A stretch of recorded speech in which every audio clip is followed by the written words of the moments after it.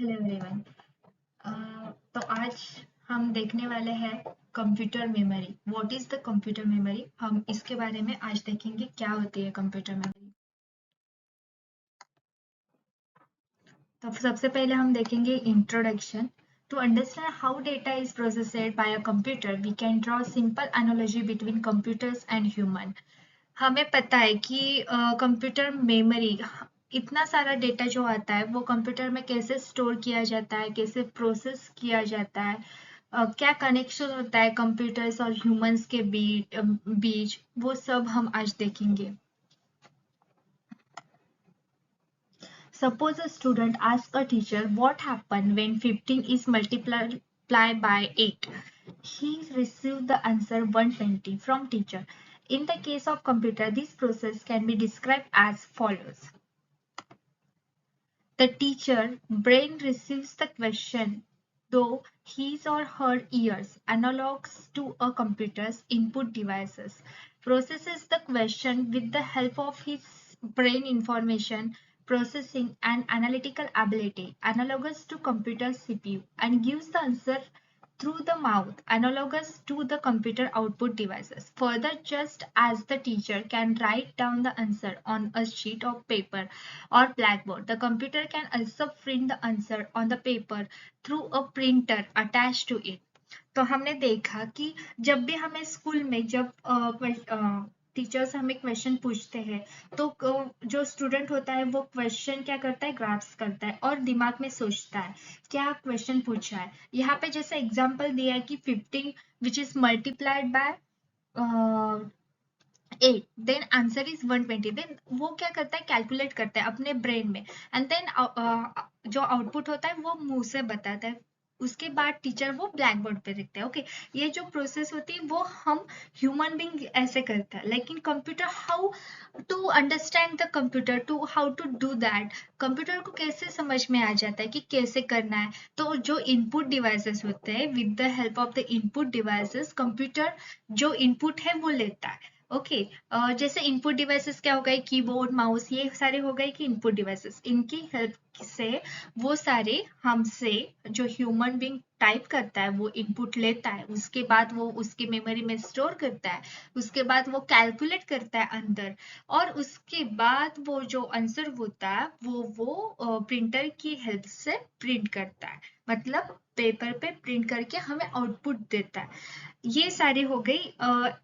एक एग्जाम्पल है, एक प्रोसेस है, हाउ कंप्यूटर प्रोसेस करता है डेटा, हाउ स्टोर करता है, वो हम सब देखेंगे। ओके,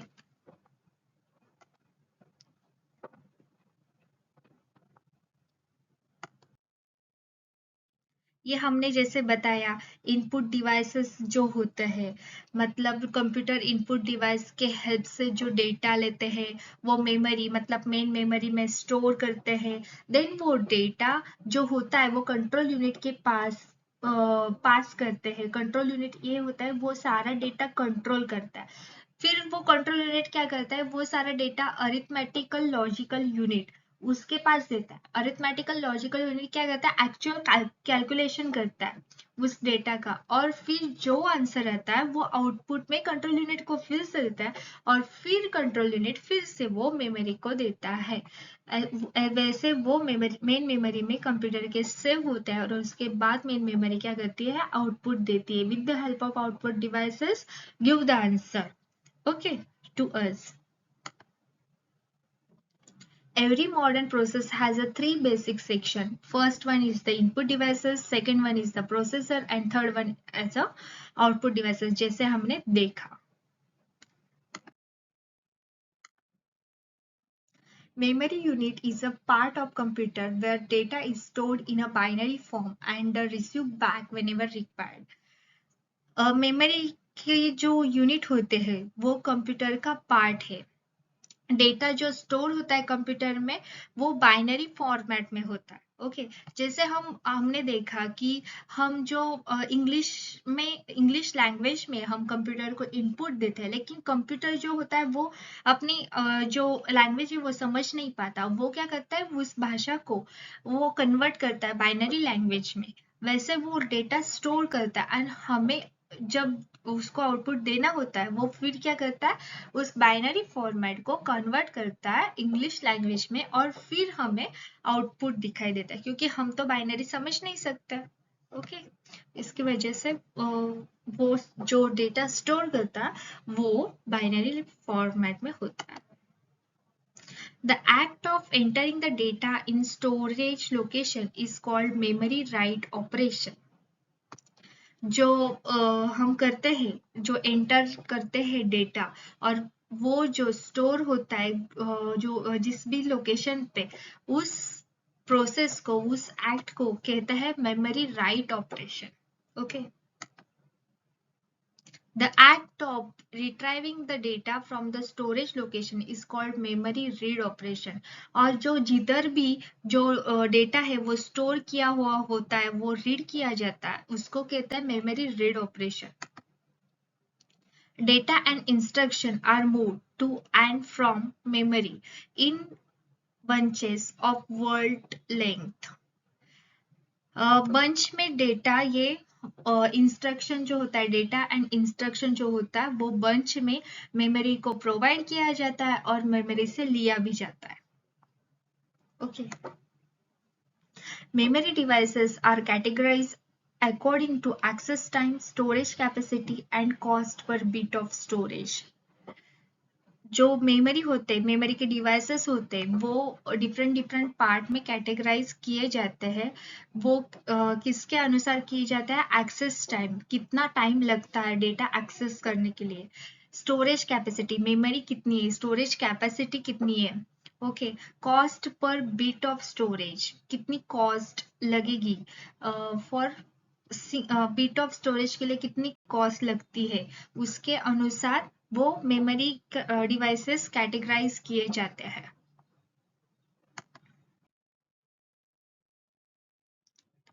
प्राइमरी मेमोरी जो होती है उसका एक्सेस टाइम ये फास्टर है, स्टोरेज कैपेसिटी उसकी स्मॉल है और cost bit of storage is high. उसको मेंटेन करने के लिए ज्यादा परिश्रम किए करने पड़ते, इसलिए कॉस्ट ऑफ पर bit of storage is high. Secondary memory जो होती है उसका एक्सेस टाइम ये स्लोअर है, स्टोरेज कैपेसिटी हाई है और cost per bit of storage ये लो है। Memory is broadly categorise into two types. देर हमने जैसे देखा कि मेमोरी जो होती है वो ब्रॉडली टू टाइप्स में कैटेगराइज की जाती है। First one is the primary memory, second one is the secondary memory. Primary memory को एक्सेस टाइम ही फास्ट है, स्टोरेज कैपेसिटी स्मॉलर है, cost per bit of storage is high. And secondary memory का भी access time slow है, storage capacity high है और cost per bit of storage is low.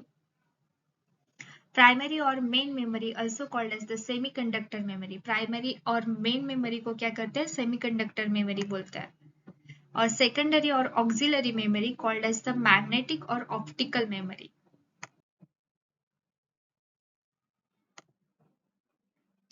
CPU and extremely fast devices as compared to the main memory. Primary memory से CPU जो होता है वो बहुत फास्ट डिवाइस है, but it can not work on it's oven. वो खुद से काम नहीं कर सकता। It depends on the main memory that sends the data instruction when required for processing.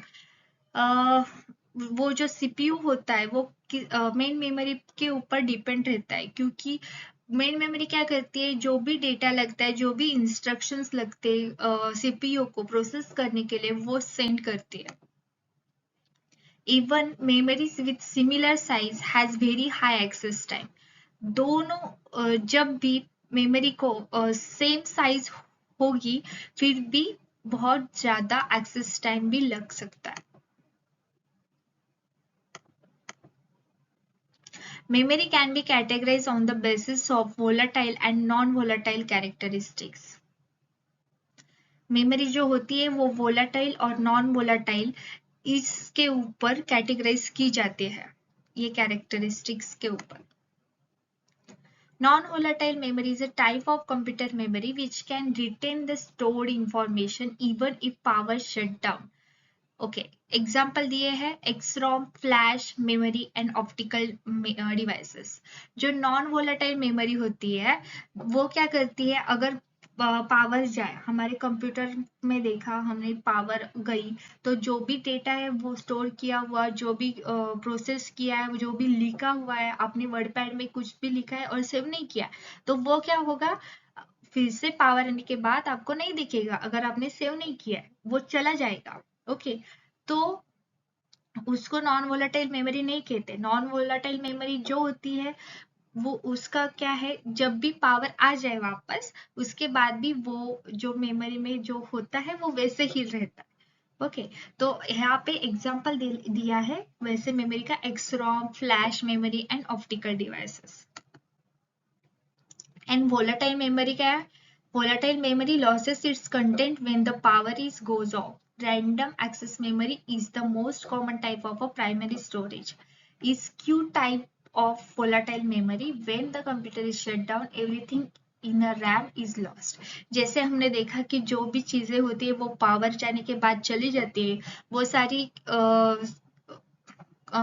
सारी वोलाटाइल मेमोरी में स्टोर होती है, वो लॉस हो जाती है पावर जाने के बाद, वो फिर से वापस नहीं आ सकती। उसका most common type of example है primary storage is a Q type volatile memory, उसका टाइप है क्यू टाइप।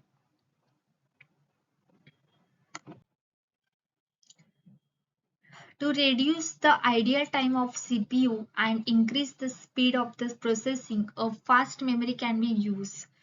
अगर हमें आइडियल टाइम जो है सीपीयू का वो कम करना है और जो डेटा प्रोसेस करने की जो प्रोसेस है वो फास्ट करनी है, तो हम फास्ट मेमोरी भी यूज कर सकते हैं। This can be done by using a large size of main memory. उसके लिए हमें large size of main memory use करनी पड़ेगी, but the cost of main memory of a large size is still very high. लेकिन उसके लिए जो cost लगती है वो बहुत ही हाई है। To reduce the cost, a special type of high memory known as a cache memory can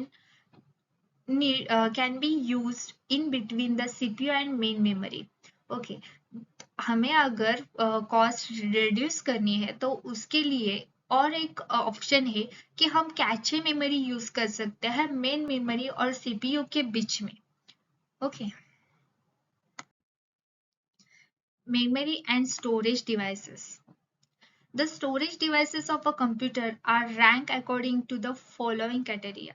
जो storage devices होते हैं वो नीचे दिए गए मुद्दों के साथ रैंक किए गए हैं। First one is the access time. Time required to locate and retrieve stored data from storage unit in response to a program instruction. Fast access time is always preferred. जो टाइम लगता है data जो store किया हुआ है उसको access करने में with response to the instruction, जो भी हम इंस्ट्रक्शन देते हैं प्रोग्राम थ्रू कंप्यूटर को, और फिर कंप्यूटर क्या करता है वो इंस्ट्रक्शंस पढ़ता है और उसके अनुसार जो डेटा उस इंस्ट्रक्शंस के अनुसार लग रहा है वो रिट्राइव करता है। तो वो डेटा रिट्राइव करने के लिए जो एक्सेस टाइम लगता है वो ऑलवेज फास्ट प्रिपेयर किया जाता है। Second one is the storage capacity. It is the amount of data that can be stored in the storage unit. Third one is the cost per bit of storage. Low cost is preferred. For cost per bit of storage, इसके लिए low cost prefer की जाती है। तो वैसे हमने देखा access time always fast लगता है, स्टोरेज कैपेसिटी ये ज्यादा लगती है और कॉस्ट पर बीट ऑफ स्टोरेज ये लो लगता है। मतलब ये सारी चीजें होंगी तो अच्छा होता है, तो हमारा जो सीपीयू है, मेमोरी है, वो फास्ट वर्क करेंगे। Based on criteria mentions earlier, at present the following three kinds of memory systems are commonly used. नीचे दिए गए हुए 3 टाइप्स ऑफ मेमोरी सिस्टम ये कॉमनली यूज किए जाते हैं। First one is the CPU. CPU का पर्पस होता है these are small set of high speed register. CPU में क्या होता है बहुत सारे स्मॉल रजिस्टर होते हैं। Use as a temp locations where actual processing is done. Temporary उसमें क्या किया जाता है, डेटा स्टोर किया जाता है। ओके जब भी ALU मतलब आपने हमने देखा अरिथमेटिक लॉजिकल यूनिट, उसमें प्रोसेस किया जाता है डेटा, तो वो प्रोसेस करते टाइम्स जो भी डेटा प्रोड्यूस होता है वो टेम्पररीली सेव करना है, तो कहाँ पे सेव करता है, CPU में जो जो रजिस्टर्स होते हैं उसमें सेव किया जाता है। उसके लिए CPU ये भी एक मेमोरी का टाइप है, मतलब CPU नहीं है, CPU के अंदर जो रजिस्टर्स होते हैं वो है। Second one is the primary, main memory. It is the fast and large memory but slower than processor memory. Okay ये प्राइमरी मेमोरी ये क्या होती है, फास्ट मेमोरी होती है और लार्ज मेमोरी होती है, बट ये प्रोसेसर की जो भी मेमोरी होती है उससे क्या होती है, स्लोअर होती है। It has the faster access time. Primary memory में जो भी डेटा स्टोर किया हुआ होता है वो फास्टली एक्सेस होता है। Small size and high cost per bit, वो डेटा स्मॉल साइज में होता है and high cost per bit होता है। Okay directly access by processor, processor क्या कर सकता है, डायरेक्टली एक्सेस कर सकता है जो भी डेटा स्टोर किया हुआ है प्राइमरी मेमोरी में वो। Store programs currently needed by CPU communication is direct volatile memory. जब भी जो प्रोग्राम होता है वो क्या करता है, CPU के साथ कम्युनिकेट करता है, और CPU क्या करता है, डायरेक्टली कम्युनिकेट करता है वोलेटाइल मेमोरी के साथ। Secondary memory mainly use for bulk storage, bulk में जो डेटा होता है वो स्टोर करने के लिए सेकेंडरी मेमोरी ऑलवेज यूज की जाती है। उसकी कैपेसिटी ये लार्ज होती है और ये ही है नॉन वोलेटाइल मेमोरी। जैसे प्राइमरी मेमोरी है वो वोलेटाइल मेमोरी है, उसका डेटा कभी भी वैनिश हो सकता है, मतलब पावर जाने के बाद, लेकिन सेकेंडरी मेमोरी होती है वो नॉन वोलेटाइल है और इसकी कैपेसिटी भी ज्यादा है। What is the cache memory, cache memory क्या होती है, it is another type of high speed of memory. Cache memory ये अनदर टाइप है हाई स्पीड ऑफ मेमोरी।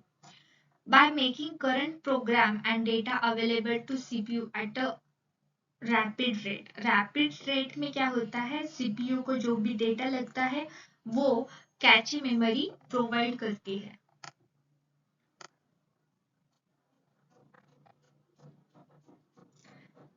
हमने देखा जैसे ये cache memory CPU and main memory के बीच में होती है। इसका जो एक्सेस टाइम है वो है 0.5 to 2.5 nanosecond, which is much less than the main memory. Main memory से बहुत कम टाइम इसको लगता है इसमें जो स्टोर्ड है डेटा वो एक्सेस करने में। Access time of main memory is a 50 nanosecond to 70 nanosecond, whereas the access time of secondary memory, like a hard disk, it is millisecond. जो एक्सेस टाइम होता है मेन मेमोरी का वो 50 nanosecond होता है, 50 to 70 नैनोसेकंड होता है, और सेकेंडरी मेमोरी का जो होता है वो इस मिली सेकंड होता है, इस इन मिली सेकंड में होता है। और हमने जैसे देखा कि कैचे मेमोरी को नैनो सेकंड में टाइम लगता है डेटा रिट्रीव करने में, मतलब प्राइमरी मेमोरी और सेकेंडरी मेमोरी से बहुत ही ज्यादा कम टाइम लगता है कैचे मेमोरी को डेटा रिट्रीव करने में। Because of high cost, the capacity of a cache memory deployed is 2 to 3% of that main memory. जैसे कि इसकी जो कैपेसिटी होती है कैचे मेमोरी की वो थोड़ी कम होती है as compare to main memory, 2 से 3% of then that of main memory. जैसे हमने देखा ये है diagram memory hierarchy, memory hierarchy की डायग्राम।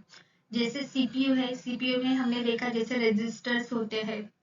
ओके उसके बाद कैचे मेमोरी, कैचे मेमोरी के बाद प्राइमरी मेमोरी और उसके बाद है सेकेंडरी मेमोरी।